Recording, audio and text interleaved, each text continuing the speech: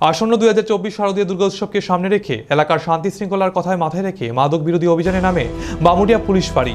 তারই অঙ্গ হিসেবে গোপন সংবাদের ভিত্তিতে বামুটিয়া পুলিশ ফাঁড়ির অন্তর্গত কালীবাজারের একটি দোকানে অভিযান চালিয়ে বিপুল পরিমাণে বিলিতি মদ উদ্ধার করতে সক্ষম হয় পুলিশ। এই অভিযানের নেতৃত্বে ছিলেন বামুটিয়া পুলিশ ফাঁড়ির OC Anthony Jamatia, ASI Dipak Das সহ বিশাল পুলিশ বাহিনী। এই মাদক বিরোধী অভিযানের নিয়ে সংবাদ মাধ্যমের মুখোমুখি হয়ে বিস্তারিত জানান বামুটিয়া পুলিশ ফাঁড়ির এএসআই দীপক দাস। পাশাপাশি তিনি জানান, দুর্গাপুজো যাতে মাদকের জন্য কোনো ধরনের অপ্রীতিকর ঘটনা না ঘটে তার জন্য এই অভিযান জারি থাকবে।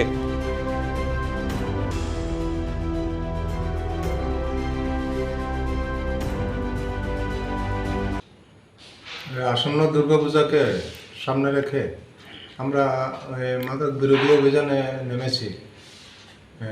তারই অঙ্গ হিসেবে গোপন সংবাদের ভিত্তিতে আমরা কালীবাজারে একটি দোকানে প্রচুর পরিমাণে বিলিতি মদ মজুদ আছে এই খবর পেয়ে আমরা বামুটিয়া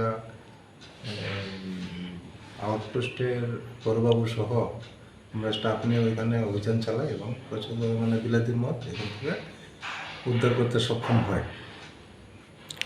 দুর্গাপূজাতে যাতে কোনো অঘটন না হয় বা কোনো ইয়ং বা যুবক ছেলেরা যাতে মদ্যপান করে রাস্তাঘাটে অ্যাক্সিডেন্ট করে প্রাণহানি না ঘটে তার জন্য আমরা চেষ্টা চালিয়ে যাব।